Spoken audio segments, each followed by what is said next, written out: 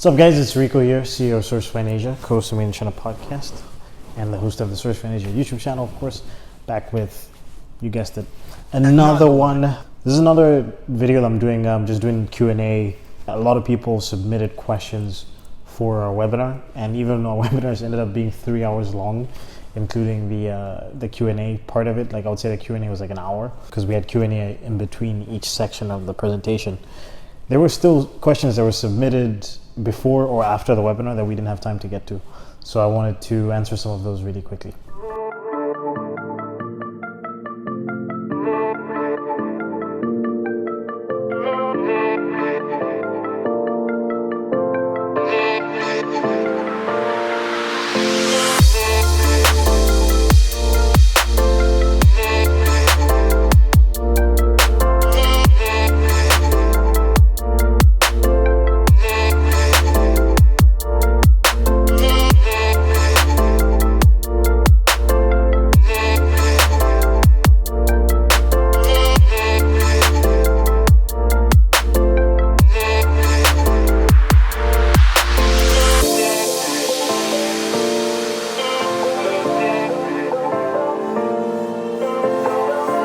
So one of the questions we got was for first-time visitor to mainland China, which region would you recommend for beauty supplies and accessories? And are there any regions beyond mainland that I'd recommend for that? I think, first of all, beyond mainland, India is like, especially if you're talking about, well, no, actually, if you're talking about beauty supplies, then we're talking about like South Korea. I think South Korea is probably the second most popular place for beauty products, and South Korea itself is just like I guess beauty products that are made in South Korea tend to be a little bit more high-end. So there's that. But in terms of like accessories, like hair extensions and all that stuff, India's the source of 90% of it, and then it gets shipped to China, and there's like a mixture of Chinese hair and Indian hair and all that stuff. But a region in mainland China that has both is Guangzhou and Guangdong province as a whole, but mostly Guangzhou. There's a hair market here, there's a beauty market here. They have fairs as well. There's like a giant beauty complex where there's thousands of suppliers for beauty accessories, including hair. It's just one of those things where you have to spend quite a bit of time to figure out who the best suppliers are with regards to that. Do all the manufacturers provide OEM and ODM services? Well, first, the answer is no. Like, some factories do both, some factories do one, some factories do the other. Not all the factories are full-fledged factories. Like, if we're actually thinking about it from that perspective, like, even if a factory is technically a factory, it could also be an assembly house. So an assembly house is a supplier that basically receives, like, let's say they're making this microphone here, this podcast mic. There might be the stainless steel base and the handle here, and then there's like a plastic case for the actual microphone. Then there's the electronics inside. There's the rubber stops at the end. All of those are different products made by different factories, most likely, right? And like, one factory is not going to have injection molding machines for both stainless steel and plastic. I mean, they could, but it's unlikely because that makes it probably a larger factory. And maybe for this product in particular, because it's a world renowned brand or whatever. But like, certain products, it just doesn't even make sense. Like, if they're gonna source the rubber ends, like, they might as well just outsource that and hire another supplier for that. There's probably some aspects, maybe the electronics, whatever, they'll just buy the stock electronics from somebody else and then put it together themselves. So there's some factories where they literally don't do anything. Like, they maybe make one part of the product and maybe a very simple part of the product, and then they source the other 10 pieces from somewhere else, and then they just put it together themselves in their workshop. That's an assembly house. So an assembly house is probably not going to provide ODM services just because they don't have that level of specialization. They don't have the machinery. They're almost a trading company.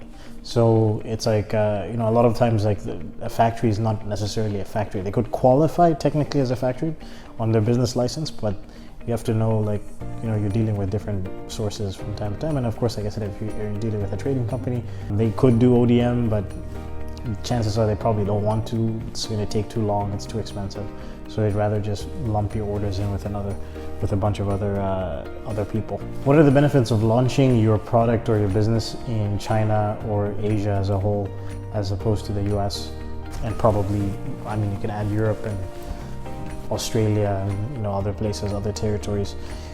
I mean, the first part is just the cost, right? Like that's the number one reason why China is the biggest manufacturer for products around the world, is the cost. Like it's cheaper to do it here. So 20-30 years ago, a bunch of big companies that were manufacturing stuff in their own countries or in the West decided, you know what, we can make millions more dollars if we shift to China and a little bit of other surrounding Southeast Asian countries, but mostly China.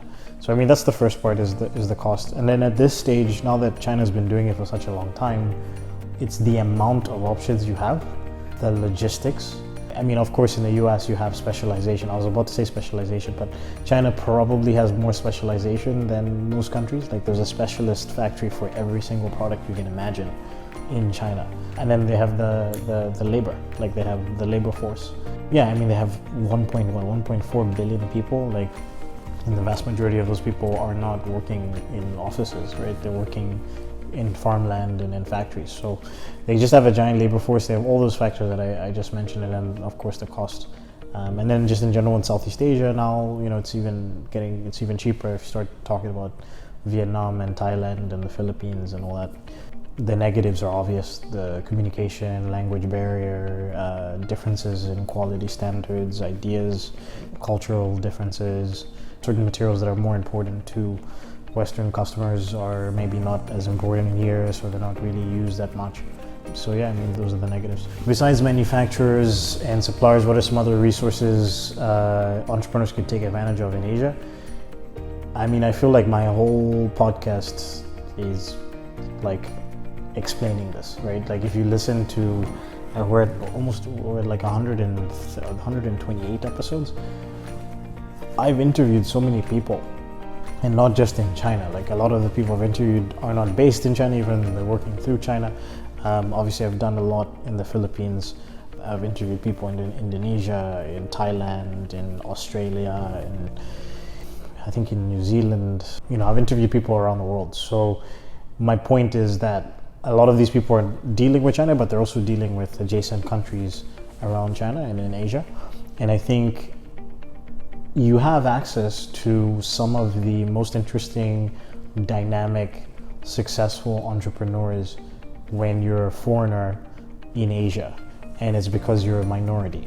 Whereas like if you were in your home country and you're trying to meet the CEO of this giant e-commerce company, chances are you're just not going to be able to meet that person because everybody is trying to meet that person. Everybody knows what that person is. There's less of a sense of camaraderie. Whereas here, recently I was in the Philippines and I ran into Dan from Tropical NBA, and it was just random. It wasn't even wasn't planned at all. It was through a friend, but even then I didn't know. I was hanging out at a restaurant waiting for somebody to come meet me.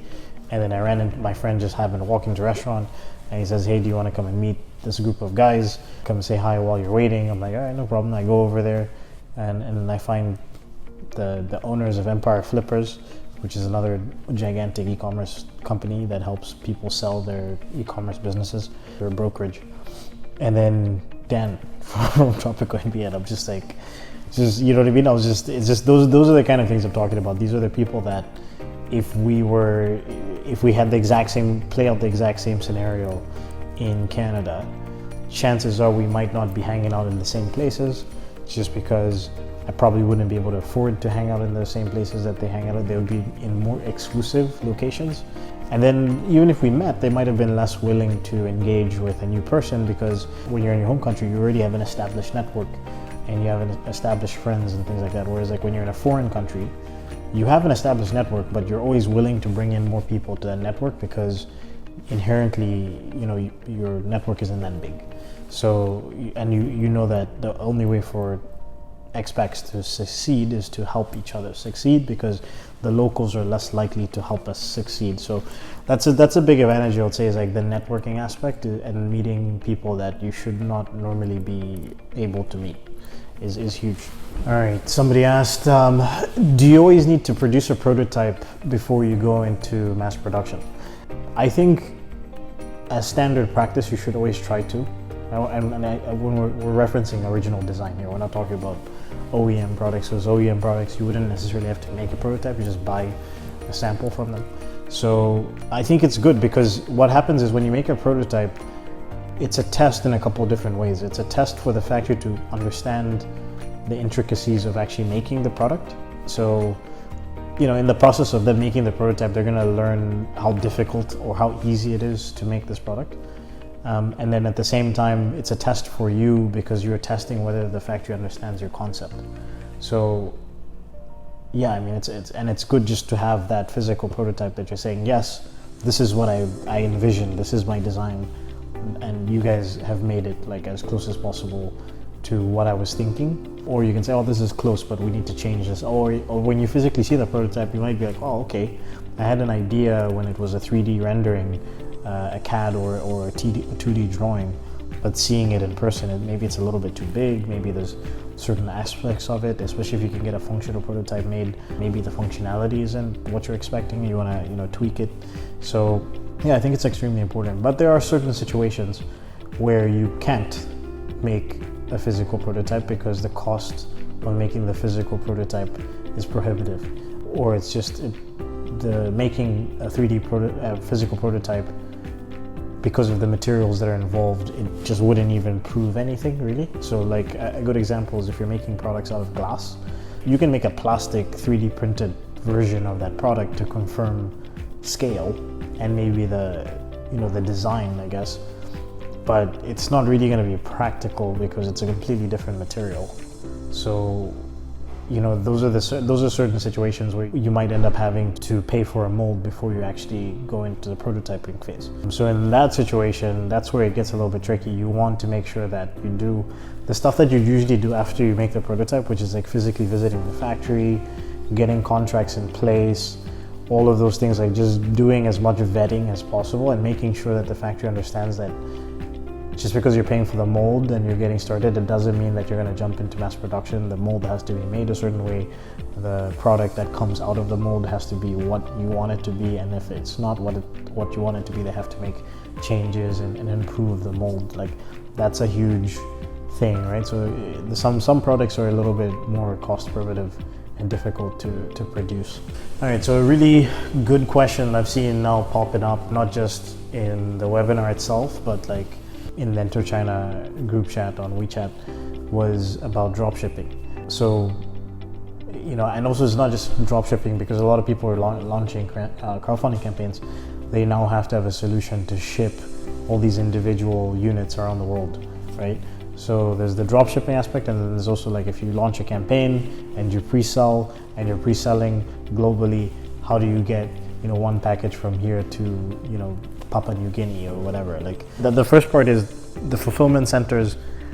Picking the right hub is the first point, right? So if the vast majority of your sales are in North America and Europe, maybe you want to pick a hub that's closer to there. But if you have a pretty decent spread, then you can use Hong Kong. Hong Kong is probably one of the best ports you can use for fulfillment globally. There are quite a few different companies. I think one of them is Flowship. There's another one that I can't think of, but we've worked and we know people that have worked with Flowship before. I think a few years ago, I'm not sure if they had the best reviews, but I think they were sort of like figuring out their stuff. But if you do a Google search of 3PLs or fulfillment centers, Hong Kong, there's going to be a bunch of companies that come up, and most of these companies have been reviewed in like Facebook groups and Reddit groups about dropshipping and stuff like that. So it's pretty easy to kind of figure out which ones are the most popular. A lot of these 3PLs, if you're talking about dropshipping specifically, they'll even integrate with your Shopify store or e-commerce site, and they'll fulfill your orders. Like when you get an order, they fulfill it for you. So it's a little bit more automated. I know that some people have been able to engage through, for AliExpress, obviously, like connecting AliExpress to a Shopify, and then the information gets forwarded directly to the factory that they're working with. A lot of factories will, if you have a good relationship with your factories and you're doing good business, a lot of factories will be down to come onto a platform and start fulfilling orders. So like receiving orders, like having it more automated where they log into the platform and they are integrated, and then they're receiving orders and fulfilling them for you, and drop shipping directly from mainland, directly from the actual factories themselves. So, there's a couple different ways to do it. I think getting a fulfillment center is probably going to be the easiest one. If you don't want to work with the suppliers on AliExpress, because I know the quality is inconsistent.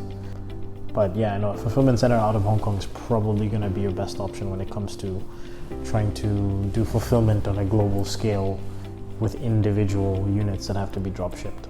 Two last ones really quickly. One was about what confidential documents do you need to sign with a factory before sending them any sort of proprietary information. I've said this quite a few times, non-disclosure agreements. It's pretty standard. It's not going to necessarily stop them from copying your product, but it's definitely a deterrent. It also shows the factory that you're serious. And it's also just like a little hoop that they have to jump through rather before you start working with them or sending them information. So I think an NDA would be standard. There's also NNNs, non-circumvent, non-compete, and then non-disclosure. It's a little bit of overkill in my opinion. I think, why spend that much time and effort getting a factory to sign an NNN when it's not really that enforceable, you know what I mean? Unless you're really entering into some sort of serious partnership with the factory, I just don't see the point of it. It needs to be a situation that makes sense. The money has to make sense, and then also, like I said, your relationship and the long-term nature of the relationship has to be clearly defined before you start talking about NNNs. Last question is about the trade war. So this is a very, I have answered this recently, and I did a podcast with one of the founders from China and Portal, Friedrich. We had a little deep dive conversation into that. He's way more educated about this subject than I am, because he spends more time paying attention to it. Personally, so far, it hasn't really affected my business in that sense. Like, I definitely have clients who are paying more taxes on their products, import taxes, but I think what's ultimately happening is that eventually they're raising their prices, so the extra expenses are being pushed onto the American consumers. And obviously, people know China played around with the currencies and lowered the cost of the yuan, so that also helped with stimulating more people to buy stuff. And I think in general, and then another tip is maybe talk to your freight forwarders, because what happens is when the way they decide how much taxes you're going to pay in the US is every product that you import has an HS code. So the HS code is like a global code. It's a standard that says, like, when you put in this code onto your bill of lading and your import documents, the customs person or the customs company that's going through everything will see this HS code, and then they know, okay, for this HS code 001567 whatever, this is a plastic cutlery, and the cost of this is, the import cost is 15% or whatever the percentage might be. And I think they come up with those percentages based off of like whether that product could have been made in the US and stuff like that. But so you can play around with them, because there's thousands of HS codes. Like, there's just so many. So there's products, if you talk to your freight forwarder, they can probably finagle and say, like, all right, so this product is technically this HS code, but it could fit into this category. You save money that way. One of my friends sells on Amazon, had that situation happen where his tariffs were going to go up, I believe, by 10% or 12%. Actually, no, they were going to go up more than that. It was like 20 something percent. And then he spoke to his freight forwarder, and the freight forwarder said, hey, we can actually just change the category. And then he ended up saving 5% on his import taxes. So I would say that's one thing. Try to see if you can maybe look into that, talk to your freight forwarder, see if there's a way to save money with regards to your HS code. And then I think at the end of the day, even with the tariffs, even if you're paying 40% more than what you're paying, 90% of the products you're going to source are still going to be cheaper to make in China than they are to make in the US, right? So that's just the reality of it. The other thing is, I made a video, China versus other Southeast Asian countries, so I'm not gonna talk about that now. So if you want to check out that video, link will be in the description below. China just is so far advanced from an infrastructure standpoint that products that require any sort of expertise in machinery, it's going to be a while before, if ever, before the other countries sort of catch up to it. So yeah, I check out that video and I do a deeper dive into my thoughts on, you know, working with countries that are surrounding China and Southeast Asia. All right, so that's it. I think that's a ton of questions I answered. I hope any of you guys that didn't have the chance to be on the webinar caught the replay. The guys that are on the webinar that are watching this video, I hope you appreciate my answers and answered everything to the best of my ability. And yeah, if you guys want me to, you know, answer some of your specific questions, drop a comment in the comment section below. And of course, as usual, like, comment, share, subscribe, and I will see you guys next week. Cheers.